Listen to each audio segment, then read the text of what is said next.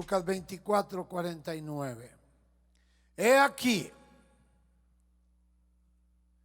yo enviaré la promesa de mi Padre sobre vosotros, pero quedaos vosotros en la ciudad de Jerusalén hasta que seáis investidos de poder desde lo alto.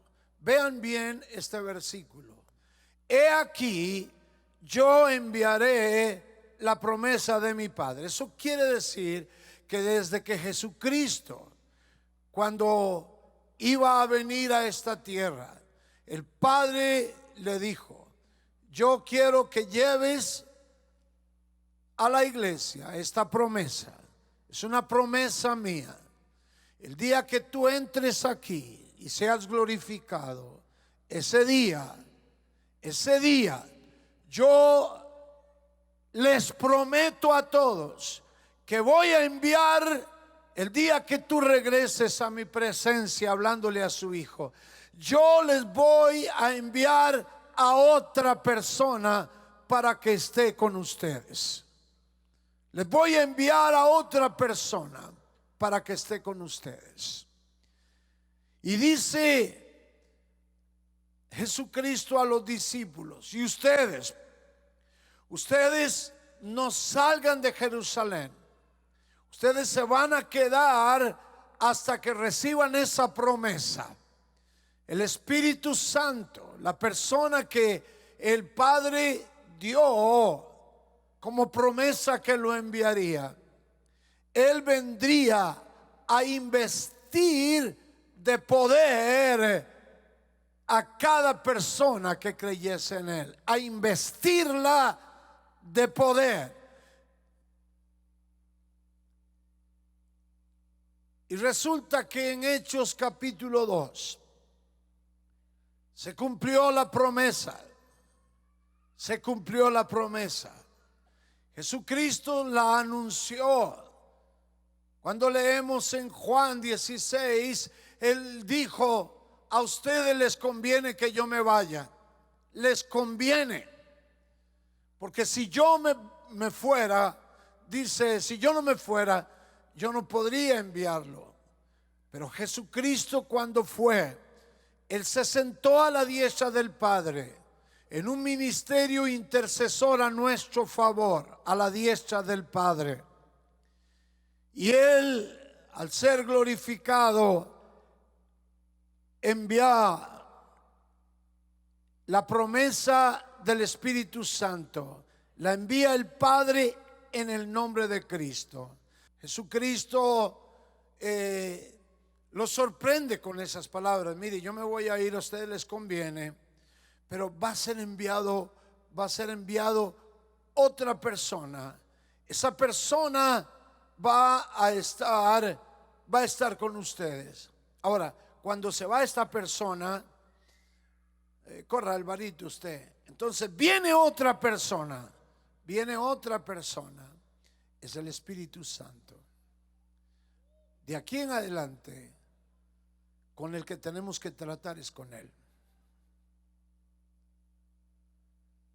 Con el Espíritu Santo. Ya no es Jesús. Jesús intercede por nosotros. La gracia de Jesús fue consumada.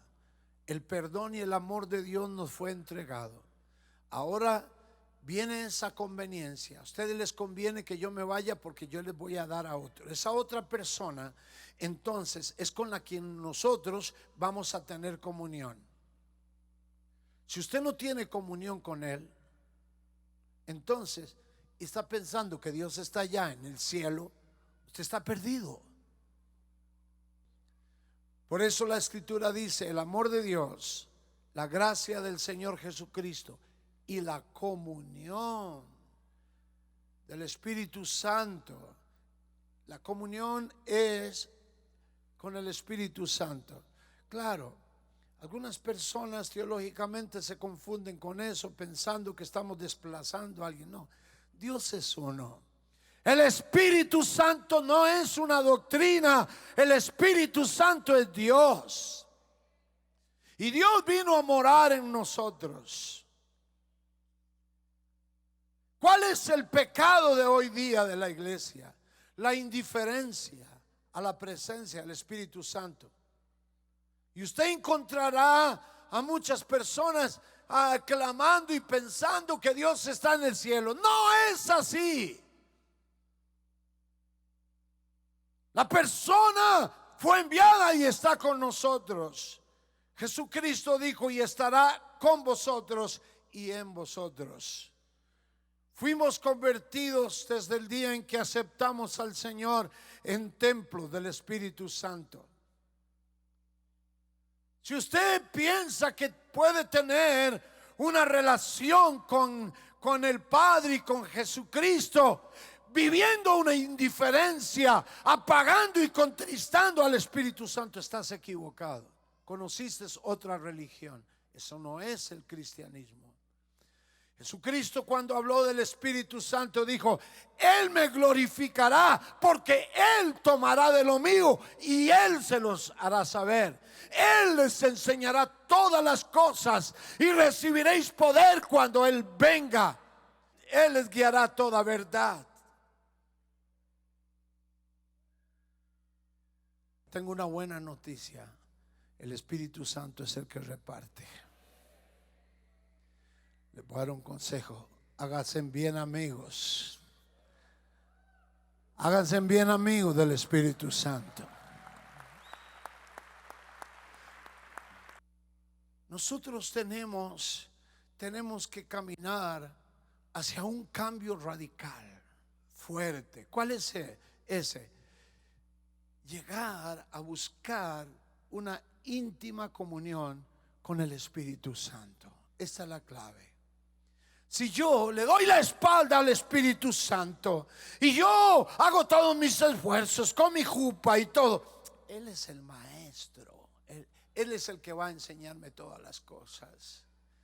Y si Él ha venido a morar conmigo, entonces, ¿por qué no le habla? ¿Por qué no le pregunta? ¿Por qué no le dice? Jesucristo hizo la obra redentora perfecta. Él ejerce un ministerio glorioso intercesor a nuestro favor. Tus pecados fueron perdonados. La sangre del Cordero fue aceptada. El amor del Padre fue derramado sobre nosotros en la vida de su Hijo. Y ahora, para que nosotros tengamos una vida plena, entonces envió a esta persona. Cuando Jesucristo habló de Él, dijo lo siguiente: en aquel día grande de la fiesta, Él se puso en pie y dijo: si alguno cree en mí, como dice la Escritura. Si alguno cree en mí, como dice la Escritura. Si alguno cree en mí, como dice la Escritura, de su interior correrán ríos de agua viva. De su interior correrán ríos de agua viva. Y esto dijo del Espíritu Santo que habían de recibir los que creyesen en Él. De tal forma que nosotros debemos entrar en una íntima comunión con el Señor. ¿Por qué digo esto? Algunas personas tal vez van a decir: no, yo no quiero ser fanático. ¿Usted cree que es ser fanático tener comunión con la persona que Dios envió? ¿Cómo sería que usted mandara a un hijo en el nombre suyo a hacer una diligencia y lo trataran a la patada? ¿Cómo se sentiría usted? Que lo apagaran, lo contristaran, que ni le abren la puerta. Por eso la Escritura dice: no os embriaguéis con vino, en lo cual hay disolución, antes bien sed llenos del Espíritu Santo. Sed llenos del Espíritu Santo. Nos envía no solamente a tener comunión, sino a ser llenos de Él, llenos del Espíritu Santo. ¿Sabe por qué? Porque hoy, o siempre, por la naturaleza humana, la seducción en la mente, las basuras que hay, las suciedades que hay, el pecado, una persona no puede salir adelante en un mundo de perversión sin la comunión, el poder, la ayuda con el Espíritu Santo. Cuando el Espíritu Santo viene, comienzan a brotar los frutos de Él. Porque si Él está en mi vida y yo tengo una comunión con Él, comienzan a salir de mi vida no los frutos de Raúl, sino los frutos del que mora en Raúl.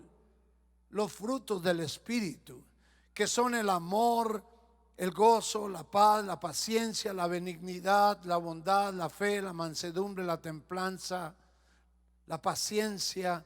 Contra tales cosas no hay ley, dice la Escritura.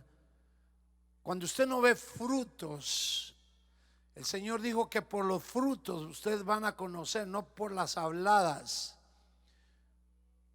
Cuando una persona es llena del Espíritu Santo, es donde vienen las cosas sobrenaturales de Dios.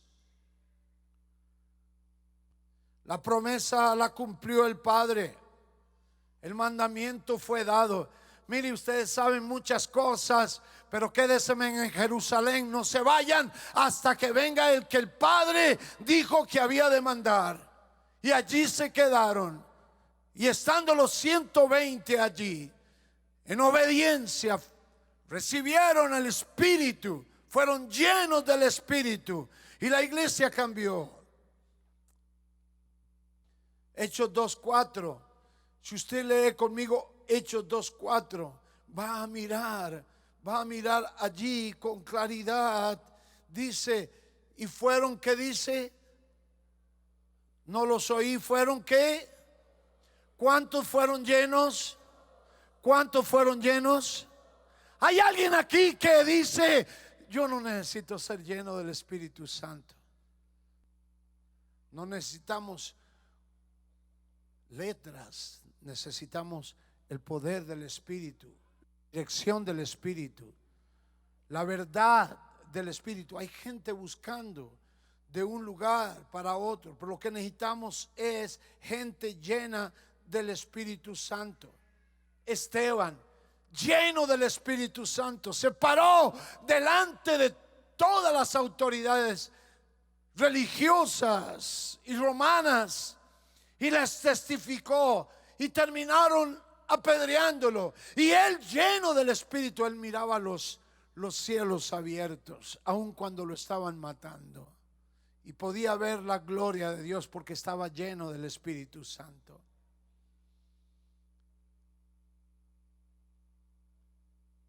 Pedro llegó a un momento en que pensaba que el Espíritu Santo era solo para los judíos. Estaba equivocado. Y el Espíritu Santo lo agarró y lo llevó a la fuerza a la casa de Cornelio. Cornelio recibió una visión y le dijo, llámeme a Pedro. Tuve una visión que Pedro entraba en mi casa. Y lo fueron. Y el Señor le dijo a Cornelio dónde estaba. Fueron y lo buscaron exactamente donde el Espíritu Santo le dijo que Pedro estaba. Cuando Pedro estaba orando y le dijo el Espíritu Santo, van a venir unos varones a buscarte, no dudes de ir con ellos, porque soy yo el que te mando para que vayas a la casa de Cornelio. El hombre estaba medio incrédulo todavía, porque para un judío entrar a una casa de un gentil en ese tiempo era abominable. Era abominable. Y Dios quería derramar su Espíritu sobre toda carne. Imagínese el conflicto. Y Pedro dice, es abominación entrar a casa de un gentil, pues lo voy a meter yo. Y lo agarró el Espíritu y se lo llevó para la casa de Cornelio. Creyó Pedro que él lo habían invitado a predicar. Y cuando llegó y abrió su boca y quiso hablar, ¡pum!, cayó el Espíritu Santo. Y Pedro, mirando a todos, hablando en otras lenguas y lleno del Espíritu, ay, mira si también a ellos. El plan de Dios es para todos. El plan de Dios es para ti. Dios quiere que seas lleno del Espíritu Santo. En Hechos 10:46 tenemos el primer ejemplo. Dice la Escritura que en casa de Cornelio, cuando cayó el Espíritu Santo y ellos fueron llenos del Espíritu Santo, dice, y los oían hablar en otras lenguas. Porque los oían, léalo conmigo, los oían ¿qué? ¿Cómo sabía que eran llenos del Espíritu Santo? Porque los oían que hablaban en otras lenguas. ¿Y qué hacían cuando hablaban en otras lenguas? Magnificaban a Dios. Hermano Raúl, pero es que a mí no me cabe como yo puedo hablar dos idiomas, un idioma sobrenatural. Si yo hablo español, es que cuando usted es lleno del Espíritu Santo, no es su jupa, él es el Espíritu Santo. Si vamos a otra cita, bueno, veamos qué dice Marcos 16:17. Marcos 16:17, para ponerles un ejemplo muy conocido, porque tiene que ver con los creyentes. Marcos, Evangelio de Marcos, capítulo 16, versículo 17. Allí está. Este es un pasaje que aquí ninguno de los que estamos presentes podemos salirnos de allí. Estas señales, dice, y estas señales seguirán a los que creen. Pondrán sus manos sobre los enfermos. En mi nombre, dice, echarán fuera demonios. Pero dice también, y hablarán ¿qué? ¿Hablarán qué? No los oí, ¿hablarán qué? Nuevas lenguas. Porque es el Espíritu hablando. Es el Espíritu hablando.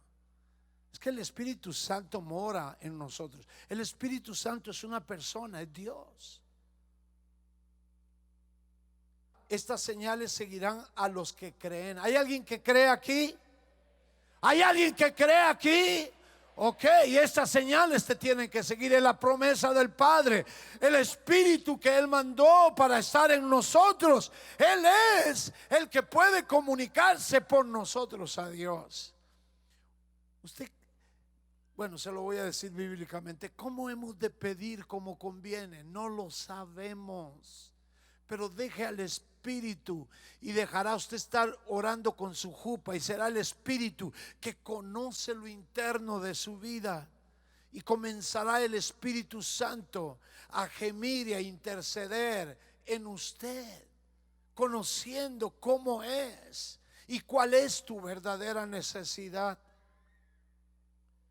Vea lo que sucedía. Y habiéndoles impuesto Pablo las manos, ¿qué dice? Vino sobre ellos ¿qué? Vino sobre ellos el Espíritu Santo. ¿Cómo hizo Pablo para saber que vino sobre ellos el Espíritu Santo? Porque hablaban en lenguas. Si usted está conectado con el Espíritu en cualquier momento, usted puede dejar al Espíritu orar. Yo desconecto mi jupa y dejo que el Espíritu ore por mí. Es sencillo. Habiéndoles impuesto las manos, vino sobre ellos el Espíritu Santo y hablaban en lenguas y profetizaban. Diga conmigo, y profetizaban. ¿Qué es profetizar? Es cuando el Espíritu Santo habla a través de una persona. Muchos de los mensajes que usted oye acá son palabras proféticas. Por eso a mí me gusta orar y decirle: Señor, ¿cuál es la palabra? ¿Cuál es la palabra? Yo quiero esa palabra. Y el Espíritu Santo al corazón es bien claro y nos da lo que tenemos que decir. Volvamos al capítulo 2 de Hechos, sumamente interesante. Vea el evento y con esto termino, cierro con esto. En Hechos 2, en Hechos capítulo 2. Voy a comenzar con el versículo 4, porque ese fue el día en que descendió el Espíritu Santo. Estaban 120 allí, obedientes al mandamiento. Hechos 2, versículo 4. Empezaremos con ese.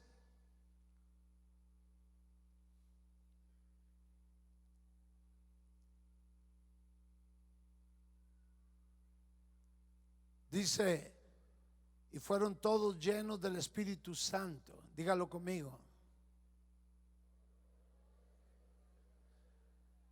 ¿Y qué comenzaron a hacer? ¿Comenzaron o ya lo hacían? ¿Usted sabe qué quiere decir el verbo comenzar? Que comenzaron. Eso es. El Espíritu Santo, cuando usted es un templo del Espíritu Santo, el Espíritu Santo te puede usar imponiendo manos, hablando, profetizando, hablando otras lenguas. Bendito sea Dios. Me sucedió, yo creo que les conté en una ocasión que llegó un hombre a pedirme un consejo y yo, ignorante al respecto, no sabía qué hacer y busqué el escape de todo pentecostal: orar. Y comienzo a orar, Padre, y tamarra masaya curia la barra, y comienzo yo y me suelto en lenguas. Digo yo, aquí termino, o se cansa esto, me canso yo, ¿verdad? El asunto es que terminé yo y ya.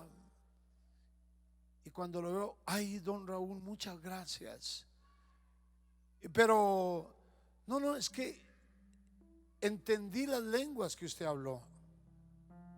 Parece que él conocía el idioma que Dios me dio en ese momento. Dice, ya recibí el consejo suyo.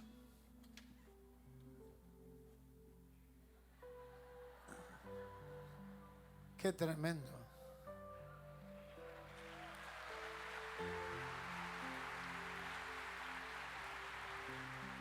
Versículo 4, vea el versículo 6. Vea el versículo 6. Y hecho este estruendo, se juntó a la multitud y estaban confusos. ¿Por qué estaban confusos? Porque todos los que venían, mira, ese Galileo está hablando en mi lengua. Pero ¿dónde aprendió este Galileo? ¿Ah?